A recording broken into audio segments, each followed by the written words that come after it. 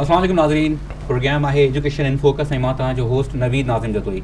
नाज़रीन, तव्हांखे ख़बर आहे त असां लास्ट प्रोग्राम में तालीम जे हवाले सां गुफ्तगू कई। तालीम जा जेका ख़ासि तौर ते तालीम में हायर एजुकेशन आहे हुन जा कुझु जेका प्रॉब्लम्स आहिनि, मसइला आहिनि, हुननि खे डिस्कस कयो। हुननि सां गॾु असांखे कुझु जेका सोल्यूशन्स आहिनि हुननि ते बि डिस्कस कयो। तालीम जी जॾहिं असां गुफ्तगू जॾहिं सूरत हाल ते गुफ्तगू था कयूं त जेका असांखे हिकिड़ो जनरल सिंध में सूरत हाल नज़र थी अचे, का तमामु घणी जेका आहे सुठी सूरत हाल नज़र नथी अचे। पर जेकॾहिं इंजीनियरिंग एजुकेशन जे हवाले सां गुफ्तगू कयूं था त जेको हिकिड़ो जनरल तासुरु आहे उहो एॾो ख़राबु न आहे जीअं असांजी ॿियनि तालीमी इदारनि जी सूरत हाल जे बारे में आहे। इम्प्रूवमेंट जो त हर जॻह ते रूम हूंदो आहे ऐं उहो इम्प्रूवमेंट जी ज़रूरु असां वटि बि गुंजाइश हूंदी, पर इंजीनियरिंग यूनिवर्सिटी जे हवाले सां जॾहिं बि असां गुफ्तगू कयूं था ऐं ख़ासि तौर ते सिंध जी इंजीनियरिंग यूनिवर्सिटी जे हवाले सां गुफ्तगू कयूं था त असांखे महसूसु थिए थो त सूरत हाल जेका ॿिया तालीमी इदारा आहिनि, जेका असांजी ॿी सोशल साइंसिस जी या असांजा लोअर एजुकेशन लेवल जी एजुकेशन आहे, हुन जा प्रॉब्लम्स आहिनि, उहा इंजीनियरिंग लेवल ते असांखे एतिरा घणा नज़र नथा अचनि। डिलीवरेंस शायदि आहे हुननि जी, डिलीवर कनि था, शायदि इहो सबबु थी सघे थो त जेका इंजीनियरिंग आहे उहा इट सेल्फ तव्हां हुनखे तमामु घणो पोइ ते नथा रखी सघो, तव्हांखे अप टू डेट रहणो पवंदो आहे। त शायदि इहो सबबु बि थी सघे थो, या नवां डायनामिक्स अचनि था एजुकेशन में त उहा इंजीनियरिंग यूनिवर्सिटीज़ जेका आहिनि उहे पाण खे अडॉप्ट करण जी कोशिशि कंदियूं आहिनि। इहे सबबु थी सघनि था। फैकल्टीज़ भी हिकिड़ो रीज़न थी सघनि थियूं त जेकॾहिं फैकल्टी सुठियूं आहिनि, रिसर्च वर्क सुठो थिए त हुते जेका आहे असांजी इंजीनियरिंग यूनिवर्सिटीज़ वग़ैरह जी सूरत हाल जेका आहे उहा बहितर थींदी आहे। हिननि सभिनी सूरत हाल ते गुफ्तगू था कयूं। मां हिन सिलसिले में दावत ॾिनी आहे पंहिंजे स्टूडियो में पंहिंजे मौज़ूज़ महिमान खे। पंहिंजे महिमान जो तारुफ़ कराईंदो हलां। प्रोफेसर डॉक्टर मोहम्मद असलम उकेली साहब असांजा महिमान आहिनि, वाइस चांसलर आहिनि Mehran university of engineering and technology जा। हिननि सां गुफ्तगू कयूं था ऐं उकेली साहब खां सॼी सूरत हाल जेका एजुकेशन जी आहे उहा पुछूं था, ख़ासि तौर ते मेहरान यूनिवर्सिटी जेका आहे हुन जे बारे में बि पुछूं था त छो त सर रिसेंटली चार्ज वरिता आहिनि VC जे तौर ते, त हुननि खां पुछूं था त अॻिते छा प्रोग्राम आहे ऐं जेको कुझु टाइम कुझु ड्यूरेशन सम्झनि था त हुननि खां पोइ असां कोशिशि कंदासीं त हिकिड़ो फॉलोअप प्रोग्राम बि कयूं अॼोके प्रोग्राम जी बेस ते, आफ्टर 6 मंथ, आफ्टर 1 ईयर। ऐं साईं खां पुछूं त केतिरी हद ताईं साईं जेका सम्झनि था डेवलपमेंट जेका असांजी हिन प्रोग्राम में अॼु असां गुफ्तगू कंदासीं हुन ते थी आहे। अचो त गुफ्तगू कयूं था प्रोफेसर डॉक्टर मोहम्मद असलम उकेली साहब सां। सर, थैंक यू तव्हां मुंहिंजे प्रोग्राम में आयो। मां मेहरान यूनिवर्सिटी जे बारे में पुछण खां पहिरियों तव्हां खां स्टार्ट में जनरल पुछणु चाहींदुमि त एजुकेशन जी जेका सूरत हाल आहे सिंध में, जंहिंमें प्राइमरी एजुकेशन बि आहे, सेकेंडरी एजुकेशन बि आहे, पोइ असांजी हायर एजुकेशन आहे, हायर सेकेंडरी एजुकेशन आहे, हिन सॼी सूरत हाल खे सर तव्हां कीअं था ॾिसो? नवीद, तव्हांजी महिरबानी, तव्हां हिते असांखे मौक़ो ॾिनो त आउं पंहिंजो जेके थाट्स आहिनि एजुकेशन जे हवाले सां उहो तव्हां सां शेयर करे सघां। सभ खां पहिरीं त आउं हिकिड़ी ॻाल्हि कंदो हलां त जीअं त मुंहिंजो वास्तो हायर एजुकेशन सां आहे, त हायर एजुकेशन जे हवाले सां त शायदि आउं वधीक कुझु बहितर ॿुधाए सघां, पर आउं कोशिशि कंदुसि त लोअर लेवल एजुकेशन ते बि जेको असांजो एक्सपीरियंस आहे उहो तव्हां सां शेयर कयां। जीअं त तव्हांखे ख़बर आहे त Mehran university of engineering and technology Jamshoro हिन वक़्तु पाकिस्तान जे लिहाज़ खां पब्लिक सेक्टर यूनिवर्सिटीज़ में 2 नंबर ते अचे थी। UET लाहौर असां खां थोरी अॻियां आहे ऐं इन सॼी यूनिवर्सिटी 2013 जी रैंकिंग जे हिसाब सां सर तव्हां 4th ते न आहियो, फर्स्ट नंबर हा, उन में of engineering and applied sciences आहे, UET सेकंड लाहौर, GIK मतलब प्राइवेट सेक्टर भी ऐं जनरल। हाणे Pakistan institute of applied engineering sciences जेको आहे उहो पब्लिक सेक्टर खां थोरो डिफरेंट आहे उनजो पर्सपेक्टिव। उते फीस स्ट्रक्चर या जेको उते जी एजुकेशन जो स्ट्रक्चर आहे, रिसेंटली उन्हनि स्टार्ट कई आहे अंडर ग्रेजुएट एजुकेशन, ऐं एग्ज़ैक्टली GIK बि फंडिंग जे लिहाज़ खां ऐं काफ़ी ॿियनि लिहाज़नि खां डिफरेंट आहे। मां ॻाल्हि पे कई त पब्लिक सेक्टर UETs में, जंहिंमें तव्हांजी UET लाहौर अचे थी, UET पिशावर अचे थी, UET टेक्सिला अचे थी, UET मुल्तान आहे, NED university of engineering technology आहे, कायदे आवाम यूनिवर्सिटी ऑफ इंजीनियरिंग टेक्नोलॉजी आहे। त जेके पब्लिक सेक्टर जेके गवर्नमेंट जे रिकरिंग ग्रांट ते हलनि थियूं उन्हनि में असांजी यूनिवर्सिटी हिन वक़्तु 2 नंबर ते आहे, पर ओवरऑल सभिनी इंजीनियरिंग यूनिवर्सिटियुनि खे जीअं ॾिसबो त असां 4थे नंबर ते आहियूं। ऐं पर उनजे थोरो बैकग्राउंड में वञिबो त असांखे इहो थोरो एनालाइसिस करिणो पवंदो त असां हिन नंबर ते कीअं पहुता आहियूं। मेहरान यूनिवर्सिटी जेका 1963 में हिकिड़ी सिंध यूनिवर्सिटी इंजीनियरिंग कॉलेज जे हवाले सां उनजो बुनियादु पियो ऐं लास्ट ईयर असां पंहिंजा 50 साल पूरा कया एज़ ए इंस्टीट्यूट। 77 में इहा यूनिवर्सिटी थी हुई कतर कलामी कयां थो ऐं माफ़ी थो घुरां जी, पर मां तव्हांखे हिन सवाल ते बिल्कुलु महिराणी नसी सॼी हिन डिटेल ते अचूं था। मां सिर्फ़ु हिकिड़ो एजुकेशन जो जेको स्टैंडर्ड सिंध में रहियो आहे, पहिरों सवाल मुंहिंजो जेनेरिक हुयो त तव्हां हिन जेको एजुकेशन जो स्टैंडर्ड आहे जंहिंमें तव्हां बिल्कुलु तव्हांजो हायर एजुकेशन सां तमामु घणो टाइम तव्हांजो स्पेंड थियो आहे, पर छो त तव्हां फर्स्ट हैंड नॉलेज रखो था, तव्हांजा स्टूडेंट्स अचनि था, हुननि सां एक्सपीरियंस आहे, तव्हां जेका फैकल्टी रिक्रूट कयो था जंहिंमें रीसेंट अचनि था, हुननि सां तव्हांजो इंटरेक्शन आहे, तव्हां मुख़्तलिफ़ सेमिनार्स में स्पीकर्स आहियो, तव्हां मुख़्तलिफ़ जॻहियुनि ते वञो था, त हिकिड़ो जेको सिंध जे हवाले सां तालीमी सूरत हाल आहे हुनखे तव्हां कीअं था ॾिसो? मुंहिंजे ख़्याल में तमामु ॻणती जोगी आहे, छो जो जेका हींअर ताज़ी सर्वे आहे ही तव्हां महसूसु कयो हूंदो त असांजो जेको गवर्नमेंट स्कूल जो ॿारु आहे उहो 5 दर्जे वारो ॿारु 2 दर्जे जी मैथमेटिक्स बि नथो करे सघे, ऐं उन में जेके अंग अखर हुआ असांजे सिंध जे हवाले सां काफ़ी भवाइता हुआ जी। 4 सूबनि में असां 4th नंबर, इवन फटा जे हवाले सां बि असांजी कंपेरिज़न पई थी, जेका ॾाढी अफ़सोस जेकी ॻाल्हि आहे।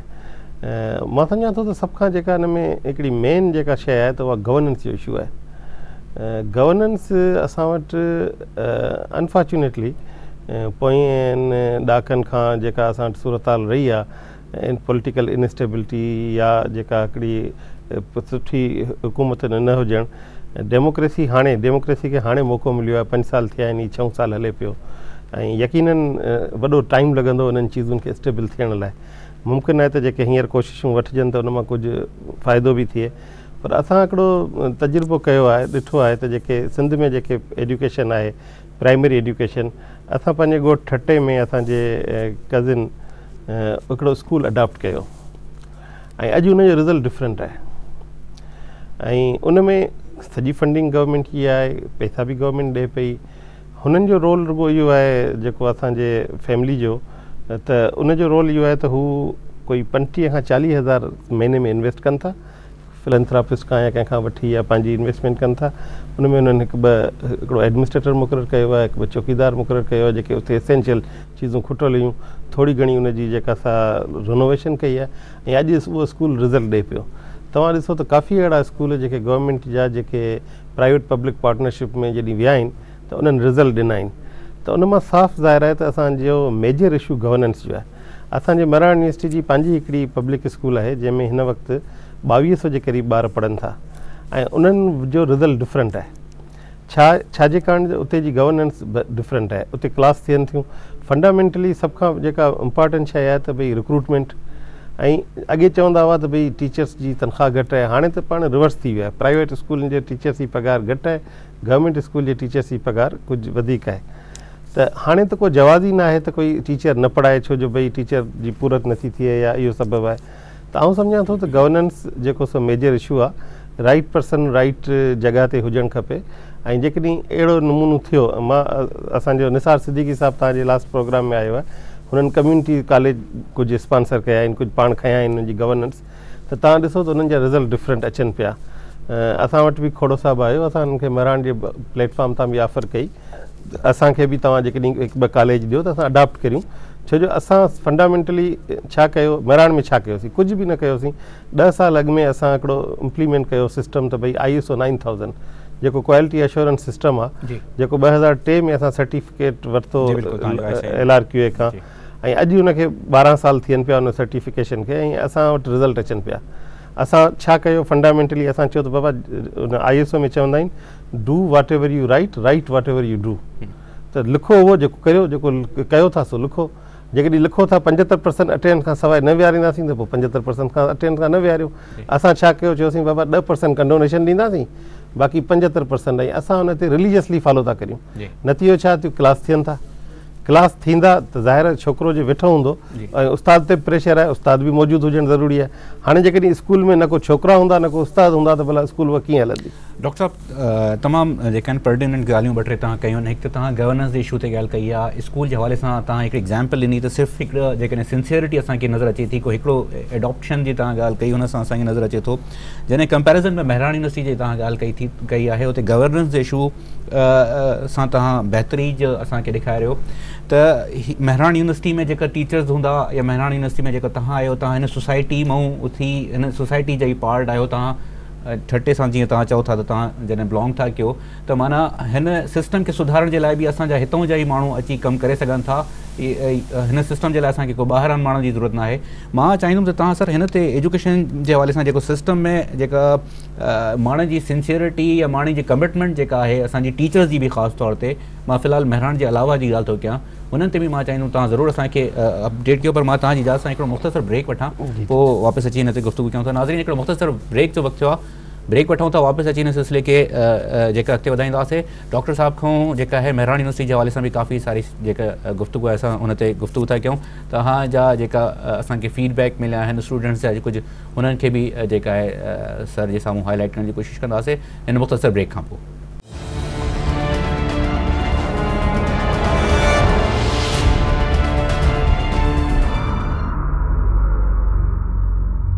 वेलकम बैक नाज़रीन, गुफ्तगू कयूं था। सवाल असां ब्रेक ते वञण खां पहिरियों डॉक्टर साहब खां पुछो त गवर्नेंस ऐं कमिटमेंट जी ॻाल्हि कनि था स्कूल में। सर हिकिड़ी एग्जाम्पल बि ॾिनी त हिकिड़े स्कूल जी एडॉप्टेशन सां ई रिज़ल्ट अचणु डिफरेंट थी आहे। महिराण जे स्कूल जी ॻाल्हि कनि था, हुते ॾिसनि था त रिज़ल्ट चेंज थी था वञनि, त साईं सम्झनि था त कमिटमेंट जो इशू आहे। असांजा जेका उस्ताद आहिनि, मां स्कूल जे हवाले सां गुफ्तगू कयूं था, उस्तादनि जी तंज़ीमूं आहिनि जेका मुज़ाहिरा कंदियूं बि तमामु घणी पंहिंजे हक़नि जे लाइ नज़र अचनि थियूं, पर जिते ॻाल्हि थिए थी प्राइमरी एजुकेशन जी, हुते जो जेको रिज़ल्ट्स आहिनि उहो कोई एतिरा सुठा न आहिनि। सर बि ॻाल्हि कई, जेका रिसर्च रिपोर्ट आई असर जी, हुननि में इहो चयो वियो त सिंध जेका आहे 4 सूबनि में सिंध जी जेका लेवल आहे एजुकेशन जी उहा तमामु घणी जेका आहे उहा ख़राबु आहे। त हिननि सभिनी इशूज़ ते गुफ़्तगू कयूं था। जी डॉक्टर साहब, मां ब्रेक ते वञण खां पहिरियों तव्हांखां सवाल पुछो त तव्हां सम्झो था त कमिटमेंट हिकिड़ी जेका शइ आहे, सिंसियरिटी, इहो शइ? हा नवीद, एक्चुअली आउं नंढिड़ो एग्ज़ाम्पल ॾींदुसि त जॾहिं ॿाहिरि असां वेंदा आहियूं इंग्लैंड में, USA में, त असां ॾिसंदा आहियूं त उहे माण्हू जॾहिं पंहिंजे कंहिं बि जिते बि उहे कमु कनि था उन जे लाइ माए लफ़्ज़ इस्तेमालु कंदा आहिनि, मुंहिंजो। अनफॉर्चुनेटली जॾहिं असीं हिते कमु करियूं था त असीं कॾहिं बि मुंहिंजो लफ़्ज़ न कंदा आहियूं। तमामु रेयर को माण्हू मुंहिंजो चवंदो आहे। असां वटि माए इज़ ओनली माए होम। इवन असांजी स्ट्रीट जेका आहे घर जे ॿाहिरि, उहा बि मुंहिंजी न आहे, उहा असांजी आहे। मां हिन ते बिल्कुलु फर्म बिलीवर आहियां त जेको बि स्टेक होल्डर आहे उहो हुनखे जेसिताईं माए सां न कंदो, लफ़्ज़ सां इस्तेमालु न कंदो, तेसिताईं असांजी ओनरशिप न वधंदी। अनफॉर्चुनेटली उहो अवर कल्चर में असीं सम्झूं था त असांजी आहे त रिस्पॉन्सिबिलिटी बि असांजी गॾियल आहे, उहो केर बि नथो खणे। माए चवण सां छो जो मुंहिंजी आहे त रिस्पॉन्सिबिलिटी मुंहिंजी थियो वञे, पोज़ीशन। हाणे उहा जेका ओनरशिप जेसिताईं असांखे मालिकी जेका उहो असांजो वकील आहे, लीगल एडवाइज़र, उहा असांजी ज़मीन आहे, उन ते कब्ज़ो थींदो आहे, चवंदो तव्हां पंहिंजी मालिकी कयो। त उहो जेसिताईं असां पंहिंजे इदारनि जी, पंहिंजे शयुनि जी मालिकी न कंदासीं, तेसिताईं रिज़ल्ट न ईंदा। असां महिराण में छा तजुर्बो कयो आहे त असां सभिनी खे इन्वॉल्व कयो आहे, टीचर्स हुजनि, मुलाज़िम हुजनि, ऐं ट्रांसपेरेंटी आहे, माना सभिनी खे ख़बर आहे। अॼु बि आउं सम्झां थो त प्राइमरी स्कूल जा टीचर ॾाढा सुठा सुठा टीचर पिया आहिनि, पर उन्हनि गवर्नेंस में उन्हनि जी इन्वॉल्वमेंट ई कोन्हे। पोइ छा थो थिए जो, ऐं ॿी ॻाल्हि इहा त भई हिकिड़ी जेका हुजे न ट्रांसपेरेंसी, हाणे सडनली हिकिड़ो माण्हू जेको 16 ग्रेड में वेठो आहे, उनखे तव्हां जेकॾहिं 19 ग्रेड जी चार्ज ॾेई छॾींदा त उहा जेका ज़ाहिर ओनरशिप त थींदी कोन न। मूंखे यादि आहे असांखे बि तमामु सुठा दोस्त आहिनि, पॉलिटिकल वास्तानि वारा, फ़ोन कंदा आहिनि कम लाइ, पोइ चवंदा आहिनि भला इहो शर्त आहे त ॿिए कंहिं सां बि ईअं न थिए, साईं इहो इंश्योर कयो त जेकॾहिं इहा फेवर तव्हांखे नथा ॾियूं त ॿिए कंहिंखे बि कोन ॾींदासीं। पोइ हू मुतमिन थी वेंदा आहिनि। हुननि खे जॾहिं एक्सप्लेन कंदा आहियूं त साईं असां वटि मुमकिन कोन्हे, तव्हांखे जॾहिं उन्हनि खे सुठे नमूने एक्सप्लेन कंदा आहियूं त पोइ आख़िर में चवंदा आहिनि पर डॉक्टर साहिबु इहो एश्योर कजो त ॿिए कंहिंखे बि इहा फेवर न मिले। हाणे इहो आहे ट्रस्ट। जेकॾहिं उहो ट्रस्ट क़ाइमु थी वञे न त मां सम्झां थो असांजा खोड़ सारा मसइला हल थी था वञनि। हाणे मसइलो छा थो थिए त मां पंहिंजे लाइ त रूल्स डिफरेंट आहिनि, ॿियनि जे लाइ रूल्स डिफरेंट आहिनि। असां वटि जेकॾहिं असां चऊं था त भाई यूनिवर्सिटी में सभु को सुबुह जो 8 बजे अचे, त मां त भले 10 बजे अचां, ॿिया भले 8 बजे अचनि, भले पोइ त तव्हांजी ज़ाहिर किथे मालिकी करे सघंदा। त तव्हांखे इहो इंश्योर करिणो पवंदो त तव्हांजो जेको बि कानून क़ाइदो आहे उहो तव्हां खां स्टार्ट थींदो, जेको बि उते जो हायर अप आहे उन खां स्टार्ट थींदो। हाणे असांजे लाइ त क़ाइदा कानून ॿिया हुजनि ऐं ॿियनि जे लाइ ॿिया हुजनि। ड्राइवर त कुझु बि न खाए, ऑफिसर भले खाए, त पोइ त ज़ाहिर उहो ड्राइवर तव्हां सां ओनरशिप कीअं कंदो। असांजो हिते सॼो फोकस ई इहो आहे त भई हीअ जेके यूनिवर्सिटियूं आहिनि या अदारा आहिनि एजुकेशन, उनखे ज़ाहिर उस्ताद हलाईंदा, त उस्तादनि खे तव्हां एम्पावर बि त कयो न। उस्ताद हिकिड़ो रेज़िस्ट करे थो, उनखे सुभाणे उते उनखे का मालिकी नथो करे केरु, सुभाणे हू कापीअ खे रोके, उनखे 2 ॼणा अची धक हणी वञनि, तव्हां उनखे छा कंदो, गवर्नमेंट उनखे छा कंदी।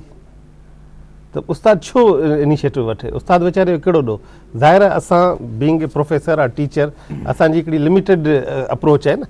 असां छा कयो आहे जो असां कोशिशि करे जेके इहे सवाबदीदी इख़्तियार हुआ वाइस चांसलर जा उहे सभु फोरम्स खे ॾेई छॾिया आहिनि। हाणे असांजो वाइस चांसलर पावरफुल न आहे, असांजी एकेडमिक काउंसिल पावरफुल आहे। हाणे एकेडमिक काउंसिल में 50 प्रोफेसर वेठा आहिनि, उहे पावरफुल आहिनि, जेको बि डिसीशन कंदा। हाणे जेकॾहिं अटेंडेंस 75% आहे त उहा सभिनी जे लाइ, जेकॾहिं हुन में चेंज करणी आहे त वाइस चांसलर खे इख़्तियार कोन्हे त उहो 2% ॾे, एकेडमिक काउंसिल खे आहे। हाणे एकेडमिक काउंसिल में जॾहिं अचे थो त ज़ाहिर आहे हुनजी ओनरशिप ज़्यादा थी थिए, उते केरु करे नथो सघे। पोइ अक्सर छा थींदो आहे, जेकॾहिं असां ते को अहिड़ो प्रेशर ईंदो बि आहे त उनखे छा कंदा आहिनि, जो असां एकेडमिक काउंसिल में खणी वेंदा आहियूं त बाबा हीउ आयो आहे, एकेडमिक काउंसिल रिग्रेट कंदी आहे। ग्रेजुअली असां चीज़ुनि खे इंस्टीट्यूशनलाइज़ कंदा वियासीं, बजाए इन जो जेको अॻे हूंदो हो त भई वाइस चांसलर जेको आहे या इदारे जो सरबराह उहो सभु कुझु करे सघे थो। हाणे इदारे जो सरबराह ही लिमिटेड चीज़ूं करे सघे थो, उनखे इख़्तियार आहे त 10% कंडोनेशन करे सघे थो, बसि 10.5% बि नथो करे सघे। हाणे छा थींदो आहे, अक्सर ईअं थींदो आहे त भई 64% ते रहे, 64.5% ते रहिजी वियो। हाणे वाक़ई इहो मारल इशू थियो वञे, हालांकि 10% ॾियण खां पोइ बि उहो नथो थिए, पोइ असांखे चवंदा आहिनि साईं 0.5% ॾियो, भई 0.5% असां ॾेई नथा सघूं। असां छा कयो, असां चयो त बाबा हाणे अटेंडेंस छा था करियूं, जो ऑनलाइन था करे छॾियूं। हाणे असांजी हर महीने अटेंडेंस ॾिसी सघे थो, टीचर बि स्टूडेंट बि माइट बि वेबसाइट ते पई आहे। त जेके बॉर्डर लाइन ते आहिनि असीं उन्हनि खे घुराईंदा आहियूं, कोशिशि कंदा आहियूं त अहिड़ो बॉर्डर लाइन ते को केस थिए ई न जो प्रेशर डेवलप थिए। जे बॉर्डर लाइन ते आहे त उनखे थोरो काउंसलिंग कबी आहे ऐं ग्रेजुअली असां जेका असां इहे चीज़ूं ख़तमु करे छॾियूं। हाणे उन में असांखे प्रॉब्लम कोन था थियनि। सही सर, मां महरान यूनिवर्सिटी जे हाणे टॉपिक ते अचां थो। तव्हां जेको आहे इंट्रोडक्शन में बि ॻाल्हि कई त पब्लिक सेक्टर में असां 2nd नंबर ते बीठा आहियूं, जेका रैंकिंग आहे 2013 जी HEC जी, ऐं पंहिंजो जेको सभिनि खे मिलाए जेकर ॾिसूं त 4th नंबर ते आहियूं। कराची जी NAD यूनिवर्सिटी खां बि असांजो जेको आहे हायर लेवल ते आहियूं। 31 डिपार्टमेंट्स जेका आहिनि, इफ आई एम राइट, मां जिते ग़लति हुजां त मूंखे ॿुधाइजो। 2013 में गोल्डन जुबली मनाई आहे। हीउ सॼो जेको सफ़र आहे 2013 जी गोल्डन जुबली ताईं, 31 डिपार्टमेंट्स ताईं, ऐं 1963 खां जेको सफ़र शुरू थियो आहे, तव्हां जेका आहे हिते एज़ अ लेक्चरर स्टार्ट कयो त हिन जो पार्ट एंड पार्सल रहिया आहियो काफ़ी वॾे सफ़र जो। त हिन सॼे सफ़र में तव्हां जेका आहे प्रॉब्लम्स बि ॾिठा हूंदा तमामु घणा जेका आहिनि, बैड नेम बि अर्न थियो ऐं सुठा जेसि ताईं ट्रांज़ेक्शन थी आहे हिकिड़ी सुठी स्टेज ते जॾहिं माशाल्लाह तव्हां VC आहियो, हिन सॼे फेज़ खे तव्हां कीअं था ॾिसो? आउं सम्झां थो त आउं तव्हांखे हिकिड़ो नंढो मिसाल ॾियां त पोएं साल असांजो वञणु थियो ऑक्सफोर्ड यूनिवर्सिटी, का लीडरशिप जी ट्रेनिंग हुई। इन में प्रो वाइस चांसलर हो उन वक़्तु मां, ऐं पोटेंशियल वाइस चांसलर्स जी हिकिड़ी ट्रेनिंग हुई HEC जी, ऐं इतफ़ाक़ अहिड़ो थियो जो वरी आउं वाइस चांसलर थियो बि आहियां। त उते मूंखे 2 माण्हुनि सां मुलाक़ात थी। हिकिड़ो त लेस्टर यूनिवर्सिटी जे वाइस चांसलर सां, ऐं उन पंहिंजी यूनिवर्सिटी खे 174 नंबर जी रैंक मां 11 नंबर ते पुॼायो 10 सालनि में, ऐं हुनखे नाइटहुड बि मिलियो, सर जो ख़िताब बि। ऐं ॿियो ऑक्सफोर्ड यूनिवर्सिटी जे वाइस चांसलर सां बि मुलाक़ात थी। हुन खां जॾहिं असां पुछियो त ऑक्सफोर्ड यूनिवर्सिटी कॾहिं ठही आहे, त ॾाढो मज़े सां जवाबु ॾिनई।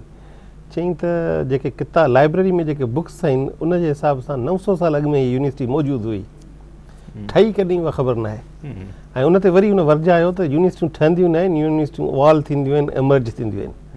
असां वटि अनफॉर्चुनेटली हिकिड़ो डिफरेंट ट्रेंड आहे न। असां वक़्तु हुन वक़्तु ताजमहल ठहियो, हा उहो त अञा पंहिंजी जॻह ते, पर असां वटि जेके यूनिवर्सिटियूं ठहनि थियूं त असांजी एक्सपेक्टेशन आहे त भई असांजी यूनिवर्सिटी हाणे बसि एक्सपोर्ट सां टकर करे, त इन्हनि लाइ त टाइम लॻंदो।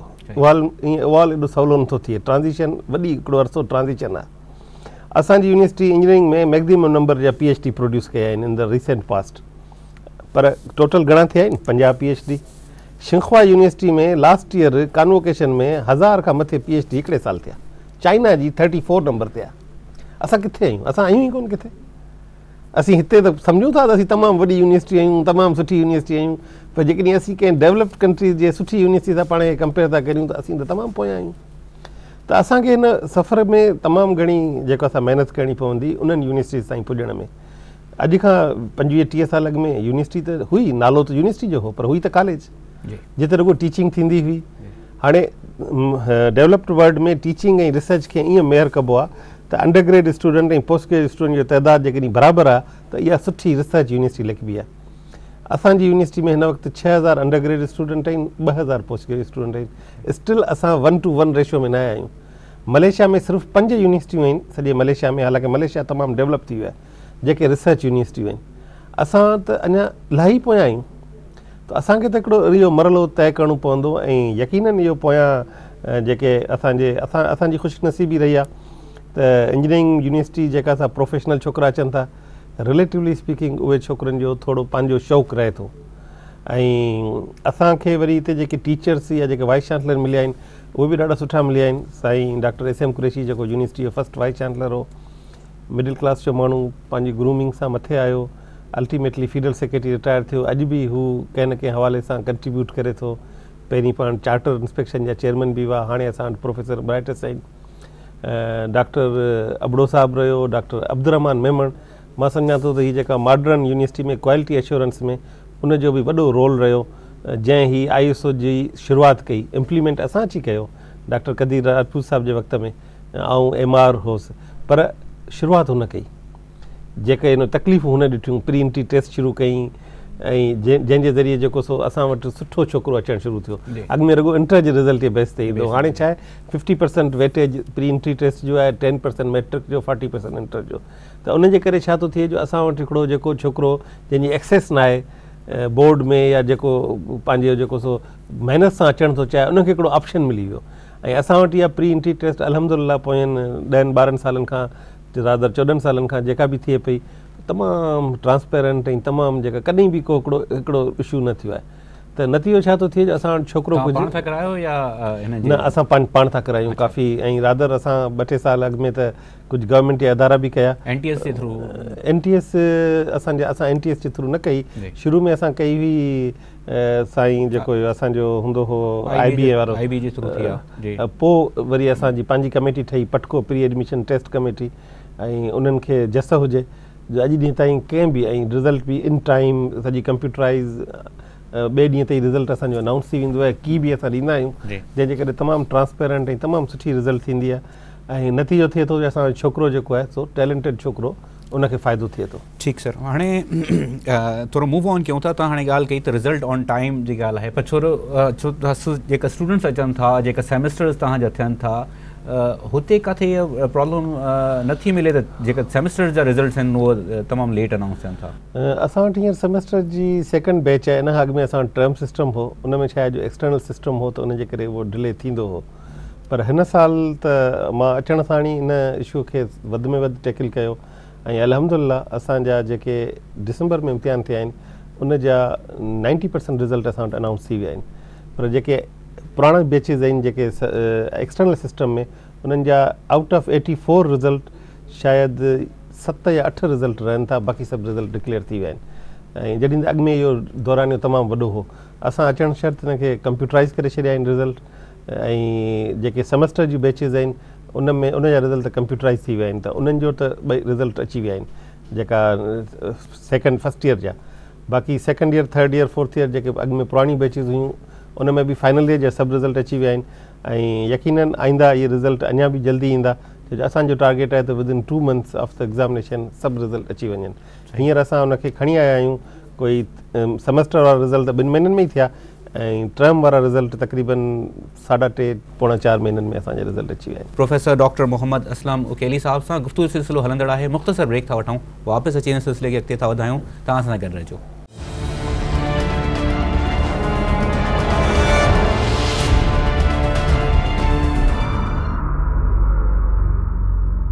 वेलकम बैक नाज़रीन, अचो त गुफ़्तगू कयूं था। डॉक्टर मोहम्मद असलम उकेली साहब असां सां मौजूदु आहिनि। सर, मां ब्रेक ते वञण खां पहिरियों तव्हांखां पुछो त जेका क्वांटिटी आहे हिकिड़ी त इम्पॉर्टेंट शइ हूंदी आहे बिल्कुलु, पर हुन में क्वालिटी जेका आहे हुन में स्टूडेंट्स जेका असांजा अचनि था मार्केट में, क्वालिटी वाइज़ तव्हां हुनखे कीअं था ॾिसो?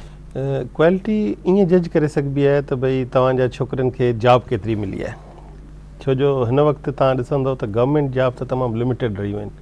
मोस्टली असां वटि प्राइवेट सेक्टर आहे जेको जॉब प्रोवाइडर आहे। कंहिं ज़माने में government employment major job provider हो, पर इन द रीसेंट पास तव्हां ॾिसो आहे त खोड़ सारियूं ऑर्गेनाइज़ेशन, वॾियूं वॾियूं ऑर्गेनाइज़ेशन जेके प्राइवेटाइज़ थी वियूं आहिनि, स्टिल गवर्नमेंट जॉब आहिनि, पर प्राइवेट जॉब जो रेशो तमामु वधीक आहे। त मूंखे इहो ॿुधाईंदे ॾाढी ख़ुशी थी थिए त असां वटि हिकिड़ो ज़मानो हो, मूंखे यादि आहे जॾहिं असां ग्रेजुएट थियासीं त उन वक़्तु इहो लिखिजी ईंदो हो किन किन एडवर्टाइज़ में त सिर्फ़ु हिननि यूनिवर्सिटीज़ मां छोकिरा अचनि, पर अॼु अलाह जे महिरबानी सां इवन टियों ॾींहुं बि असां वटि कराची इलेक्ट्रिक वारा रिक्रूटमेंट टेस्ट करण आया ऐं 5 डिपार्टमेंट जे rather electronics, electrical, mechanical, computer, software 5 department जे छोकरनि जी टेस्ट वठी, उते ई ऑनलाइन टेस्ट वरितऊं, उते ई इंटरव्यू वरितऊं ऐं तक़रीबन कोई 13 खनि छोकिरा आहिनि जिन खे जॉब जी ऑफर रिज़ल्ट खां अॻु में करे विया आहिनि। ऐं न सिर्फ़ु इहा हिकिड़ी पर अहिड़े क़िस्म जूं कोई 25-30 ऑर्गेनाइज़ेशन, हालांकि असांखे थोरो लोकेशनल डिसएडवांटेज बि आहे, Jamshoro still known as an interior Sindh, हालांकि आउं ॿुधाईंदो हलां त कराची में क्लिफ्टन खां मलीर कैंट ताईं पुॼण में बि ओतिरी देरि लॻंदी आहे जेतिरी एयरपोर्ट खां जामशोरे पुॼण में। पर स्टिल जॾहिं उन्हनि खे चइबो आहे त जामशोरे अचो, अच्छा जामशोरो, हालांकि हिन नए रोड ठहिण खां पोइ असांखे 1.25 कलाक लॻंदो आहे टूल टू टूल, ऐं असां त जामशोरे जे बिल्कुलु उन ते वेठा आहियूं हब ते। त 30 खनि ऑर्गेनाइज़ेशन जेकॾहिं तव्हां टेस्ट करणु अचनि, ऐं उन में त वॾियूं वॾियूं organisation, Fatima fertilizer, Engro, ICI, सम्झो सुई सदरन, कराची इलेक्ट्रिक, वाबडा, PTCL, यानी तव्हां क्वालिटी बि जेका आहे तव्हांजी उहा सर। पर मां हाणे थोरो ऐं अञा आउं तव्हांखे हिकिड़ी ॿियो सारी माफ़ कजो हुन जी ॻाल्हि कटियां पियो, असां जेके पब्लिक सेक्टर यूनिवर्सिटियूं आहियूं उन्हनि जूं ख़ासि तौर ते असांजी जेका महिराण जंहिं वटि जिते हिकिड़ी तनक़ीद बि थींदी आहे त इहा अञा ताईं कोटा सिस्टम ते हले थी, पर मां सम्झां थो त असां बिल्कुलु सही था करियूं, छो जो असांजी यूनिवर्सिटियुनि ते असांजे इंटीरियर जे माण्हुनि जो हक़ु आहे, उन हक़ खे डिनाए नथो करे सघिजे। त छा थियो आहे जो जेके बि सुठियूं यूनिवर्सिटियूं आहिनि उहे आहिनि फॉर रिच एंड इंटेलिजेंट। असां वटि जेको छोकिरो अचे थो उहो हर डिस्ट्रिक्ट मां, हर डिस्ट्रिक्ट जे हर एरिया मां अचे थो, रूरल मां बि अचे थो, अर्बन मां अचे थो। हू यूनिवर्सिटियूं छा थियूं कनि, सुठे ॿार खे सुठो करे थियूं कढनि, असां एवरेज ॿार खे सुठो करे था कढूं, असांखे त वधीक महिनत करणी पई न। ऐं मूंखे यादि आहे त प्लानिंग कमीशन में असांजा हुते 2-3 एम्प्लॉई हुआ असांजे यूनिवर्सिटी जा ग्रेजुएट, त जॾहिं असांजे हिननि ते इन ॻाल्हि ते तनक़ीद थी त हुननि असांजे इन ॻाल्हि खां पोइ इहो तस्लीम कयो त महिराण खे ग्रेजुएट अच्छे हैं, ऐं असां पंहिंजी क्वालिटी साबित कई आहे, छो जो रैंकिंग में इहा रैंकिंग इंडिपेंडेंट रैंकिंग आहे न, असां त कोन था करियूं, हायर एजुकेशन करे थी, माना उन रैंकिंग में क्वालिटी एस्पेक्ट बि आहिनि। जेकॾहिं रैंकिंग में तव्हां ॾिसंदो त 100 मार्कुनि मां 48 मार्कूं क्वालिटी एश्योरेंस ते आहिनि। बिल्कुलु क्वालिटी आहे। हाणे असां जेकॾहिं उन 100 मां 76 मार्कूं खयूं आहिनि त यकीनन उन में असां क्वालिटी एश्योरेंस जे पैरामीटर में बि कुझु मार्कूं खयूं हूंदियूं, ऐं असांजो फोकस बि हिन ते आहे त असांजे रिज़ल्ट टाइम ते अचनि, सुठा रिज़ल्ट अचनि, छोकिरनि जी बि थिए। ऐं हींअर ताज़ो जेके बि इवेंट थिया आहिनि, JIK में इवेंट थियो उन में बि असांजा छोकिरा इनाम खणी आया, नस्ट में इवेंट थियो उन में बि असांजा छोकिरा इनाम खणी आया, त इन मां साबित थिए थो त असांजे छोकिरे जी क्वालिटी बहितर थिए पई। सर क्वालिटी सां गॾु हिकिड़ी ॿी इंपॉर्टेंट शइ हूंदी आहे जेका शायदि पैमानो बि हुनखे असां चई सघूं था, तव्हांजो MURT महिरान यूनिवर्सिटी रिसर्च जर्नल जेका आहे, जंहिंजा तव्हां मेंबर बि आहियो, तव्हां काफ़ी सारनि जा त इंटरनेशनल जा बि तव्हां न सिर्फ़ु मेंबर तव्हां पर हुन जा एडिटर बि आहियो, पर मां पुछणु थो चाहियां त हीअ बि हिकिड़ो पैमानो आहे जंहिंसां ख़बर पवंदी आहे त तव्हांजी जेका आहे रिसर्च केतिरी प्रोड्यूस थी थिए। HEC जी कैटेगरी में त मूंखे जेको मां थोरो ॾिठो त मूंखे नज़र न आयो। तव्हां सम्झो था त असां वटि जेका पेपर्स प्रोडक्शन जो जेको आहे उहा किथे हुन में इम्प्रूवमेंट जी ज़रूरत आहे, या तव्हां सम्झो था त शायदि न इम्प्रूवमेंट त बिल्कुलु ज़रूरत आहे, इन में त को बि सेकेंड ओपिनियन कोन्हे। पर आउं थोरो ॿुधाईंदो हलां त हिन वक़्तु पाकिस्तान में जेके रिसर्च जर्नल निकिरनि था, जेके HEC जे पेरोल ते जेके आहिनि, HEC जी लिस्ट ते, उन में इंजीनियरिंग में सिर्फ़ु 2 जर्नल आहिनि जेके X कैटेगरी आहिनि, ऐं असांजो जर्नल X कैटेगरी आहे। वाई अञा थोरी घटि कैटेगरी आहे, WXYZ, W is the best category, our category is X which is the second category. ऐं इन में इंजीनियरिंग जा सिर्फ़ु 2 जर्नल ई आहिनि। W में सिर्फ़ु हिकिड़ा सेंटर फॉर एक्सीलेंस HEG जो जर्नल आहे, हिकु अधु को ॿियो आहे, बाक़ी इम्पैक्ट फैक्टर जनरल आहिनि। असांजो जनरल कंहिं पोयनि 2-3 सालनि में असांजी इम्प्रूवमेंट थी आहे। पहिरीं इहो वाई कैटेगरी में हो, पर हाणे 3 साल थिया आहिनि इहो एक्स कैटेगरी में आहे। असांजी कोशिशि आहे त हिनखे डब्ल्यू कैटेगरी में वठी वञूं, पर इंजीनियरिंग जे पूरे पाकिस्तान में सिर्फ़ु 2 ई जनरल आहिनि जेके एक्स कैटेगरी में, उन्हनि मां हिकिड़ो असांजो आहे। जवाब त न आहे सर, त असां हिन सां इहो जवाब नथा खणी सघूं त असां अॻिते न बिल्कुलु इन करे मां ॿुधायो त असां वाई खां एक्स जो कयो, पर हाणे असांखे डब्ल्यू उन जे लाइ असांखे जेका हिकिड़ी हैंडीकेप इहा आहे जो असांजो जनरल इम्पैक्ट फैक्टर लाइ असांखे 5-8 जनरल अलॻि अलॻि कैटेगरी फील्ड में ठाहिणा पवंदा। असांजो जनरल जेको सो जेनरिक आहे, सभिनी फील्ड खे एड्रेस करे थो। इम्पैक्ट फैक्टर लाइ ज़रूरी आहे त सिर्फ़ु हिकिड़ी फील्ड खे एड्रेस करे। हाणे असांजो फोकस आहे त असां हिकिड़ो नओं जनरल कढूं जेको सिर्फ़ु कंहिं हिकिड़ी पर्टिकुलर जंहिं फील्ड में असांजा पेपर ज़्यादा था अचनि, जीअं इलेक्ट्रिकल एंड इंफॉर्मेशन सिस्टम में असांजो अलॻि सां हिकिड़ो जनरल अचे जंहिंखे असां इम्पैक्ट फैक्टर ॾांहुं वठी वञूं। पर आऊं तव्हांखे इहो ॿुधाए मूंखे ख़ुशी महसूसु थींदी त असां वटि हींअर काफ़ी टीचर अहिड़ा आहिनि जिन जो इम्पैक्ट फैक्टर तमामु सुठो आहे ऐं इहो ई सबबु आहे जेको रैंकिंग में जेको हिकिड़ो पैरामीटर ऐं जंहिंखे हाणे मां फोकस बि कयो आहे त असांखे इन पर्टिकुलर तव्हां राइटली पॉइंट आउट कयो आहे त इन में असांखे इम्प्रूव करियूं त मुमकिन आहे त असांजी हिकिड़ी रैंकिंग अञा बि इम्प्रूव थिए छो जो 6 मार्कूं आहिनि खपनि मूंखे थर्ड जेका ओवरऑल थर्ड में पुॼण लाइ ऐं जेकॾहिं 6 मार्कूं असां हिन साल असांजो फोकस रहियो आहे जे 6 मार्कूं असां इम्प्रूव करे वियासीं त यकीनन असांजी रैंकिंग में हिकिड़ी पॉइंट बहितर थींदी। अच्छा सर, लास्ट कुछ पार्ट जी तरफ़ मूव था क्यों डिपार्टमेंट्स जेका आहिनि तव्हांजा इहो जीअं दुनिया में हाणे जेका आहे एडवांसमेंट अचे थी ईअं ई एडवांसमेंट असांखे यूनिवर्सिटी जे लेवल ते नज़र अचनि थियूं, एडॉप्ट कनि था, टेक्नोलॉजीज़ तमामु घणी थी वियूं आहिनि त तव्हां सम्झो था त कुझु जेका असांजा रिवायती आहिनि जेका बैकबोन आहिनि ऐं उहो त हुजणु ज़रूरी आहे, पर जेका न्यू फील्ड्स अचनि थियूं हुननि जे लाइ केतिरो मेहरान यूनिवर्सिटी वटि जेका आहे स्पेस आहे? सही, मेहरान यूनिवर्सिटी स्टार्ट वरिती त 3 डिपार्टमेंट हुआ जेके traditional department civil, electrical, mechanical. उनखां पोइ अंडरग्रेड में हिन वक़्तु असां वटि 17 डिसिप्लिन आहिनि जेके काफ़ी ज़्यादा आहिनि, पर उनजे बावजूदि असां हाणे अञा हिकिड़ो नओं प्रोग्राम इनफैक्ट असां 2-3 प्रोग्राम नवां हिन जुलाई खां लॉन्च पिया करियूं पर मास्टर्स लेवल ते मिकेट्रॉनिक्स। हाणे मिकेट्रॉनिक्स जे लाइ हिकिड़ो हालांकि काफ़ी जॻहियुनि ते मिकेट्रॉनिक्स शुरू थी वियो आहे पर इंटरनेशनली जेका असां यूनिवर्सिटीज़ में हिकिड़ी लैब व्यू अकेडमी पाकिस्तान में हिकिड़ी नस्ट में हुई, ॿी असां वटि आहे। अहिड़े नमूने असां हींअर जेको यूरोपियन यूनियन जो जेको इरास्मस मंडस प्रोग्राम आहे उन जे ज़रिए असांजी मोबिलिटी तमामु वधी आहे। पोयनि 4 प्रोग्रामनि में चइनी में मेहरान विन कई आहे, नस्ट 3 में कई आहे, मेहरान चइनि में कई आहे। हिन वक़्तु असां वटि हिकिड़ो नओं सेंटर USAID जे तावन सां centre for advance studies in water resources ठहे पियो।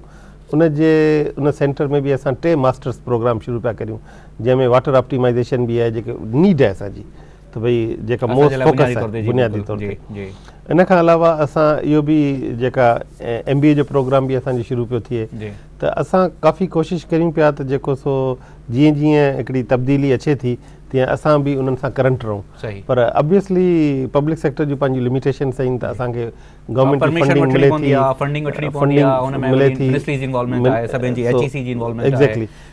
मां सर हाणे कुझु नंढा इशूज़ आहिनि जेके स्टूडेंट जी मां क्विकली चाहींदुमि हुननि खे क्या कुझु स्टूडेंट जो ख़्यालु हो त हॉस्टल जी जेका आहे उन्हनि में कुझु प्रॉब्लम्स थियनि था, इशूज़ आहिनि नंढा, फॉर एग्ज़ाम्पल मेंटेनेंस वग़ैरह जा या अहिड़ा कुझु। मां 2-3 पॉइंट्स ॿुधाए छॾियां सर, पोइ तव्हां भली हुननि खे फर्दर उहो करे छॾिजो। स्टूडेंट जी फ़ी जा चवनि था त हू जेको जॾहिं डेज़ अचनि था त तमामु घणो हैक्टिक थी थो वञे ऐं स्टूडेंट सिर्फ़ु लाइननि में बीठा आहिनि, काफ़ी टाइम लॻी थो वञे उन्हनि में को हुननि खे एडवांस करे सघनि था। या फॉर एग्ज़ाम्पल स्टूडेंट जो ख़्यालु इहो आहे त हू जेको इंटर्नशिप लेटर्स वग़ैरह इशू थियनि था उहो हिकिड़े डिपार्टमेंट में मिलनि था जंहिंजे करे तमामु उन में बि प्रॉब्लम्स थियनि था। इहे कुझु बुनियादी स्टूडेंट्स जा जेका आहिनि उहे प्रॉब्लम्स हुया, तव्हां हिननि ते छा चवंदो? सभ खां जेको पहिरीं तव्हां प्रॉब्लम आइडेंटिफाई करायो हॉस्टल जी, त हॉस्टल असां वटि छा आहे जो असां 2 हॉस्टल इनहेरिट कया आहिनि सिंधी यूनिवर्सिटी मां ऐं उन्हनि जी वाक़ई बि हालत थोरी ॾाढी बुरी आहे, उन्हनि जी मेंटेनेंस नीड आहे ऐं असां उन जे लाइ डेवलपमेंट प्रोजेक्ट जमा कराया आहिनि पर तव्हांखे ख़बर आहे त फाइनेंशियली गवर्नमेंट हींअर एतिरी रिच न रही आहे त उहे असां उनजे करे थोरी जेका असांजा पंहिंजा रिसोर्सिस मां लिमिटेड मेंटेनेंस त थिए थी पर उन जे लाइ रिहेबिलिटेशन छो जो 50 साल पुराणी बिल्डिंग्स आहिनि, सो उनखे हर साल असां रिहेबिलिटेट थोरी घणी त करियूं था पर मेजर रिहेबिलिटेशन न थी आहे। पर आउं कॉन्फिडेंट आहियां त हाणे मुंहिंजी वेझड़ाई में सिंध गवर्नमेंट जी हायर एजुकेशन सेल सां बि मीटिंग थी आहे, HEC इस्लामाबाद सां बि थी आहे ऐं इंशाअल्लाह ताला असांखे कुझु न कुझु फंडिंग मिलंदी त असां उन्हनि जी मेंटेनेंस खे मुंहुं ॾेई सघंदासीं। ऐं ख़ुदि हॉस्टल असां वटि आहिनि बि घटि छो जो असांजो 29 जो छोकिरो अचे थो पर हॉस्टल असां वटि 25% स्टूडेंट्स जी नीड पूरी करे सघे थी। इन जे करे असां वटि शहर मां अचनि थियूं। असांजी लोकेशन असांखे जीअं कराची जी यूनिवर्सिटीज़ खे सिविक फैसिलिटीज़ म्यूनिसिपालिटीज़ थियूं ॾियनि, म्यूनिसिपल कॉर्पोरेशन थी ॾियनि, असांखे सभु सिविक फैसिलिटीज़ पाण थियूं जनरेट करणियूं पवनि। असांजी वाटर सप्लाई बि पंहिंजी आहे, असांजी डिस्ट्रीब्यूशन नेटवर्क बि पंहिंजी आहे, असांजी ट्रांसपोर्ट नेटवर्क बि पंहिंजो आहे, असांजी सिक्योरिटी बि पंहिंजी आहे। उन जे करे असां वटि इन्हनि सभिनी चीज़ुनि ते कास्ट तमामु वॾी थी थिए त असांखे थोरो रेशनलाइज़ करणो थो पए। कंदा आहियो जेका पंहिंजा जेके हॉस्टल जा स्टूडेंट्स आहिनि हुननि सां को तव्हांजी? हा जी, असां हींअर ताज़ो मुंहिंजी 2 हॉस्टलनि ते मुंहिंजी तफ़सीली स्टूडेंट सां कचहरी थी आहे। हिकिड़ो शेख सिंधी हॉस्टल हुई, 11 बैच वारा छोकिरा हुआ ऐं वरी हाणे 2 हफ़्ता अॻु में असां शाह लतीफ़ हॉस्टल जे छोकिरनि सां बि इंटरेक्शन थी ऐं छो जो मुंहिंजो इहो आहे त जेको नई मैनेजमेंट या जेके रूल आहिनि त मैनेजमेंट इज़ बाय एंगेजमेंट। त असां इन्हनि सभिनी खे लोकेशन्स ते वञी करे असां उन्हनि जा प्रॉब्लम ॿुधूं त हीउ जेको कम्युनिकेशन गैप आहे जंहिंजे करे ई असां वटि हिकु नंढा वॾा इशूज़ थियनि था ऐं इहो ई सबबु आहे मां असां ॾाढा ख़ुशि आहियूं त पोयनि 6-8 महीननि में अल्हम्दुलिल्लाह असां जामशोरे में को बि लॉ एंड ऑर्डर जो इशू न थियो आहे, ॾाढो मुतमइन ॾाढो पीसफुल हले पियो ऐं मूंखे त डपु थींदो आहे त कंहिंजी नज़र न लॻे। सही। बाक़ी जेको तव्हां फीस जी ॻाल्हि कई त एग्ज़ाम जी जेका फ़ी आहे उन में हिकिड़ो इहो मेजर प्रॉब्लम थिए थो, छो जो उहो टाइमिंग जेका हूंदी आहे घटि हूंदी आहे। विदिन 15 डेज़ असांखे इहे सभु फॉर्म वार्म जमा करणा हूंदा आहिनि, उनखां अॻु में करे न करे कोन था सघूं जो अटेंडेंस जी कंसॉलिडेशन थिए। हाणे उन लाइ असां शुरूआति इहा कई जो असां अलो कयो त शहर जूं जेके ॿियूं ब्रांचिस आहिनि उन्हनि में बि भरियो, पर थिए ईअं थो जो छोकिरा उमूमन वरी हिकिड़ी ब्रांच ते अची पहुचनि, बावजूदि हुनजे असां बूथ वधाया आहिनि बैंक वारनि खे चई करे, पर रश थिए थी, इन में को शक न आहे त रश थिए थी ऐं टाइम ज़ाहिर घटि हूंदो आहे। पर जेकॾहिं उहे छोकिरा थोरो पंहिंजे लिहाज़ खां इहो सोचीनि त आख़िरी ॾींहं ते सभु न अचनि ऐं ॿियो जेके शहर जूं जेके ब्रांच आहिनि जीअं हैदराबाद में ओल्ड कैंपस आहे या लतीफ़ाबाद जी ब्रांच आहे, कासिमाबाद जी, जिते इहे भरे सघजनि था फॉर्म, त उते इहे जेकॾहिं फॉर्म भरीनि त काफ़ी कर सवलाई थी वञे। ऐं असां कोशिशि कंदासीं त हिनखे अञा बि हिन ते का थाट ॾेई बैंक वारनि सां या छा हिन जा कुझु बूथ वधीक वधायूं त इहा सवलाई थिए।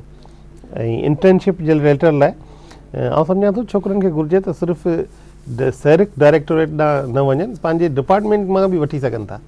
डिपार्टमेंट जो चेयरमैन बि इंटर्नशिप लाइ लेटर ॾेई सघे थो। स्टूडेंट्स खे त इहा ॻाल्हि मुंहिंजे ख़्याल में ख़बर न आहे न। हा, न स्टूडेंट्स खे असां वटि त जीअं काफ़ी डिपार्टमेंट में त अहिड़ो इशू नथो अचे, पर कुझु डिपार्टमेंट में मुमकिन आहे त उहो चेयरमैन उन्हनि खे ओॾां मोकिलींदा हुजनि, पर certainly we look into this ऐं मां पंहिंजे चेयरमैन सां मीटिंग करे इन इशूअ खे कोशिशि करे असां रिज़ॉल्व कंदासीं। लास्ट में तव्हां खां इहो पुछणु चाहींदुमि सर त जेको ज़ाहिरी ॻाल्हि आहे तव्हां एतिरो टाइम ॾिनो आहे मेहरान यूनिवर्सिटी खे, तव्हांजी हिकिड़ी सॼी हिननि सां जेको आहे प्रोसेस में तव्हां हिननि जे रहिया आहियो, तव्हां आफ्टर 4 years या 5 years तव्हां किथे ॾिसो था जेकॾहिं असां फॉर एग्ज़ाम्पल को नेक्स्ट प्रोग्राम हाणे तव्हां वटि हाज़िर थियूं ऐं तव्हां वटि उते प्रोग्राम कयूं कुझु टाइम खां पोइ, त उहो जेको इम्प्रूवमेंट जा कुझु तव्हां कुझु गोल्स रखिया आहिनि उहो कीअं ॾिसो? साईं, मुंहिंजी छा चवंदा आहिनि ख़्वाहिशूं त पंहिंजी जॻह ते, पर मूं पंहिंजी जीअं ई चार्ज वरिती, छो जो आउं यूनिवर्सिटी में इन सॼे प्रोसेस में तक़रीबन 2004 खां कोई 5.5 साल मां रजिस्ट्रार रहियो हुउमि, त एडमिनिस्ट्रेटिवली मूंखे काफ़ी चीज़ुनि जी ख़बर पई। ऐं वरी उन खां पोइ 4 साल कुझु अर्सो आयो आहे प्रो वाइस चांसलर, त मुंहिंजी जहिड़ी वाइस चांसलर सां काफ़ी इंटरेक्शन हुई ऐं कुझु इशूज़ में जेके मुंहिंजे ई ऑफिस जे थ्रू थींदा हुआ। ऐं 1 नवंबर खां मूं एक्टिंग वाइस चांसलर थियो हुउसि ऐं 24 जनवरी खां मां फुल वाइस चांसलर थियो आहियां। त मूं अचण सां ई पहिरीं इहो कयो जो सभिनी डिपार्टमेंट खां स्वॉट एनालिसिस कराई त भई तव्हांजी स्ट्रेंथ छा आहिनि, वीकनेसिस छा आहिनि, अपॉर्चुनिटीज़ तव्हां वटि कहिड़ियूं आहिनि ऐं तव्हां वटि थ्रेट्स कहिड़ा आहिनि, इन खां अलावा तव्हांजी रिक्वायरमेंट कहिड़ियूं आहिनि। ऐं हाणे असां उनखे फॉलोअप करियूं पिया ऐं मैनेजमेंट बाय ऑब्जेक्टिव में असां हर टीचर जो बि हिकिड़ो ऑब्जेक्टिव सेट पिया करियूं, हर डिपार्टमेंट जो बि ऑब्जेक्टिव सेट पिया करियूं।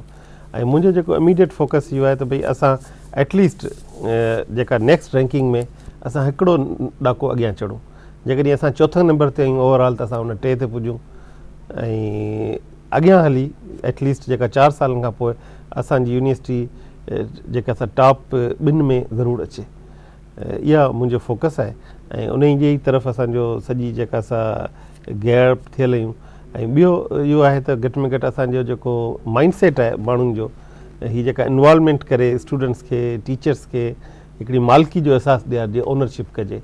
ऐं इन ई करे ई मां कोशिशि वरिती, हिकिड़ो नंढिड़ो आर्टिकल बि लिखियो। हाणे वरी मां उनखे थोरो इंग्लिश में बि लिखां पियो त थोरो इंग्लिश जी ऑडियंस लाइ बि उहो थोरो थिए त असांजो छोकिरे खे, असांजे टीचर खे, असांजो ड्राइवर खे, हाणे ॾिसो न स्टूडेंट आहे जेकॾहिं पंहिंजी डेस्क ते ख़राबु कंदो त उहो उन में कहिड़ी जेका असां उनखे त हिकिड़ो सम्झाइण जी ज़रूरत आहे, काउंसलिंग जी ज़रूरत आहे त बाबा हीअ तुंहिंजे लाइ डेस्क आहे, हिनखे तूं संभाल। हाणे असांजा रिसोर्सिस गैर ज़रूरी जेकॾहिं बसुनि जा वही कुशन या सीटूं ख़राबु केरु करे वञे त उहो तव्हांखे नुक़सानु कंहिंखे आहे? छोकिरे खे आहे। जेसि ताईं एडमिनिस्ट्रेशन उनखे ठाराए, जेसि ताईं एफर्ट्स वठे, तेसि ताईं त उन गंदी बेचुनि ते उनखे पाण खे ई वेहणो पवंदो। सही ॻाल्हि आहे। ठीकु आहे न? अहिड़े नमूने गंद आहे, भला जेकॾहिं उछलाईंदा रस्ते ते, डस्टबिन इस्तेमालु न कंदा त उनजो बि नुक़सानु कंहिंखे आहे? हू पंहिंजे गंदे इन्वायरमेंट उन्हनि जे लाइ थींदो। त असांखे माइंड सेट, ऐं मुंहिंजो फोकस इहो आहे त माण्हुनि जो माइंड सेट चेंज थिए, ओनरशिप थिए, मालिकी कनि पंहिंजे इदारे सां। ऐं अल्हम्दुलिल्लाह इहो जेको असां जेको माए यूनिवर्सिटी वारो कॉन्सेप्ट ॾिनो आहे उनखे मुंहिंजो आहे त असां माए डेस्क, माए बेंच, माए टीचर, माए क्लास माए एग्ज़ाम हर चीज़ में माए जो अची वञे लफ़्ज़ मां सम्झां थो असांजो प्रॉब्लम हल थी। लास्ट क्वेश्चन तव्हांखे जेको आहे जेको टीचर्स जी तरफ़ां स्टूडेंट्स जी तरफ़ां तव्हांजे नॉन टीचिंग स्टाफ जी तरफ़ां तव्हां VC थिया आहियो हुन खां पोइ जेको हिकिड़ो रिएक्शन हूंदो आहे न तव्हांखे अंदाज़ो थींदो आहे त तव्हां हिकिड़ो इनिशिएटिव वठो था त हू केतिरो हिन इनिशिएटिव में पाण खे जेका आहिनि पाण वॉलंटियर कनि था पाण अॻिते अचनि था तव्हांखे हुननि जो जेको कॉपरेशन आहे हुननि जो रिएक्शन आहे उहो तव्हांखे स्टूडेंट्स जो सभिनि जो ओवरऑल मां ॻाल्हि कयां थो त उहो कीअं महसूसु थियो आहे सर हिन वक़्तु? फिनामिनल। मां सम्झां थो त हिन माए लफ़्ज़ सां उन्हनि खे एतिरी ओनरशिप मिली आहे जो मां हींअर ताज़ो जेको हॉस्टल वियुमि त हॉस्टल जी क्लीनिंग में हू पाण इन्वॉल्व आहिनि। माना हुननि वाक़ई हुनखे जेको लिखियलु हो त माए सेकेंड होम त मां चयो हाणे माए सेकेंड होम खे त माना चैकिंग त न कयो न त हुननि मूंसां वाइदो कयो त चैकिंग नथी थिए। असांजो जेको ड्राइवर आहे उन्हनि वॉलंटरी जेको सो पंहिंजा पेट्रोल कंजप्शन घटाई आहे त भई असां जेको अॻु में हुन में जेकॾहिं लीकेज हुई त उनखे जेका इम्प्रूव कई आहे। ऐं असां ॾिसंदा आहियूं त छा थींदो आहे हॉस्टल वञूं त गैस जो बर्नर खुलियो पियो आहे। हाणे माचीस जी तीली बचाइण लाइ गवर्नमेंट ई गैस पई भरे। हाणे इहा मालिकी खपे न साईं त हुनखे सम्झाइजे त बाबा हिन सां तुंहिंजो नुक़सानु असांखे केतिरो थो थिए। ऐं इमीडिएटली हुनजो असांखे फ़ाइदो थियो। असां माण्हुनि खे जॾहिं हिननि खे मोटिवेट कयोसीं सभिनी खे पाण सां गॾु खणी हलिया आहियूं त असांजा जेके इहे बिजली जा गैस जा बिलनि में बि फिनामिनल चेंज आई आहे काफ़ी फ़र्क़ु पियो आहे। त ऐं मूंखे यकीन आहे त इहो असांजी जेकॾहिं इन्वॉल्वमेंट रही ऐं असां वटि एक्टिविटीज़ हींअर असां वटि एक्टिविटीज़ इहा आहिनि जो असांजो जेको पब्लिक रिलेशन सेक्शन आहे उहो ऑन टोज़ हूंदो आहे। माना हिकिड़े ॾींहं में 3-3 4-4 एक्टिविटीज़ बि हूंदियूं आहिनि ऐं उहे हिनखे कवर करण में लॻा पिया हूंदा आहिनि। त अॻे इहे एक्टिविटीज़ तमामु घटि हुयूं त छो जो मां सम्झां थो त इहो जेको ख़ाली जेका टीचिंग क्लास में आहे न उन सां उन ॿार जी ग्रूमिंग नथी थिए। साईं असां वटि हींअर मां मैकेनिकल जो ताज़ो एग्ज़ाम्पल ॾियां त मैकेनिकल वारनि हिकिड़ी इलेक्ट्रिक कार ठाही वरी हूअर क्राफ्ट ठाहियूं वरी जेको सो अनमेन्ड एयर व्हीकल ठाहियूं जेका इहो ड्रोन जेको नंढिड़ो चइजे जंहिंखे खणी जंहिंखे इस्तेमालु थी सघे थो जेको सर्विलेंस लाइ त असांजे छोकिरनि ई ठाहियो आहे। माना असांजे छोकिरनि में प्रैक्टिकली एतिरी आहे नैनो मटीरियल जे हवाले सां तव्हां असांजी टेक्सटाइल डिपार्टमेंट में हिननि हिकिड़ो अहिड़ो मटीरियल ठाहियो आहे जंहिंमां एयर पास थिए थी वाटर नथो पास थिए। हाणे ज़रूरत हिन ॻाल्हि जी आहे त भई इन्हनि खे असां कमर्शलाइज़ करियूं। ताज़ो हींअर हिकिड़ो TV चैनल असांजो इहो प्रोग्राम बि कयो हिन कार जे हवाले सां त इहा जेकॾहिं असांजी जेकॾहिं टेक्नोलॉजी जेकॾहिं थोरी आम थी वञे त न सिर्फ़ु असांजे माण्हुनि खे फ़ाइदो थींदो पर गॾोगॾु असांजी यूनिवर्सिटी खे फ़ाइदो थींदो। Sir professor doctor Mohammad Aslam साहब तव्हांजी वॾी महिरबानी तव्हां असांजे प्रोग्राम में आयो तव्हां असांखे टाइम ॾिनो मेहरान यूनिवर्सिटी जे हवाले सां बि ऐं एजुकेशन जे ओवरऑल जेका आहे तव्हां सॼो हुन ते वरी कंप्रिहेंसिव गुफ़्तगू कई तव्हांजी वॾी महिरबानी तव्हां महिरबानी तव्हांजी। नाज़रीन गुफ़्तगू तव्हां ॿुधी जिते असां मीडिया जे तौर ते जॾहिं हिन कुर्सी ते वेहूं था त क्रिटिसाइज़ कयूं था काफ़ी सारी शयुनि खे उते असांखे इहो असांजो फ़र्ज़ु बि आहे त असां एप्रिशिएट कयूं हुननि माण्हुनि खे जेका पंहिंजी ओनरशिप जो इज़हार कनि था जिते जेको आहे कलेक्टिव ओनरशिप जी बि ॻाल्हि कनि था ऐं जिते माई जो जेको ओनरशिप जो जेको रुझान आहे उहो न सिर्फ़ु पाण में पर ॿियनि में बि कोशिशि कनि था त इहा इनकलकेट थिए। ज़ाहिरी ॻाल्हि आहे जेसिताईं असां इहो हिन कॉन्सेप्ट खे खणी पंहिंजी कमिटमेंट जो इज़हार न कंदासीं त असां तनक़ीद करे सघूं था प्रॉब्लम्स खे हाईलाइट करे सघूं था पर हुन जेका प्रॉब्लम्स अचनि था हू जेका मसइला अचनि था जेका असांजा मसइला आहिनि हुननि खे हल करण में पंहिंजो किरदारु न अदा करे सघंदासीं। ज़रूरत हिन ॻाल्हि जी आहे त असां तनक़ीद बिल्कुलु कयूं जेका नेगेटिव शइ आहिनि हुननि खे ज़रूरु असां पहुचायूं तव्हां ताईं पर जिते सुठा कमु थियनि था जिते माण्हू हिननि तनक़ीदनि खां ॿाहिरि निकिरी पंहिंजो किरदारु अदा करणु था चाहिनि हुननि खे बि एप्रिशिएट कयूं।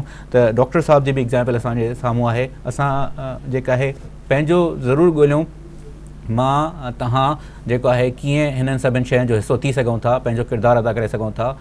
जेकॾहिं मेहरान यूनिवर्सिटी या असांजी ॿियूं यूनिवर्सिटियूं अॻिते वधंदियूं त इहा को सिर्फ़ु हुननि स्टूडेंट्स जे लाइ या हुननि टीचर्स जे लाइ जेका आहे का फ़ख्र जी ॻाल्हि न आहे पर इहा तव्हांजे लाइ असांजे लाइ सभिनि जे लाइ हिकिड़ी ख़ुशी जी ॻाल्हि आहे त असांजा इदारा जेके आहिनि उहा सुभाणे जॾहिं वर्ल्ड जा 500 यूनिवर्सिटीज़ जी टॉप यूनिवर्सिटी में नालो हूंदो त सॼे सिंध में जेका असांजा माण्हू असांजा दोस्त ॾिसनि था उहो फ़ख्र सां ॿुधाईंदा त असांजी यूनिवर्सिटी 500 जेका यूनिवर्सिटीज़ आहिनि टॉप यूनिवर्सिटीज़ हुन में असांजो नालो आहे।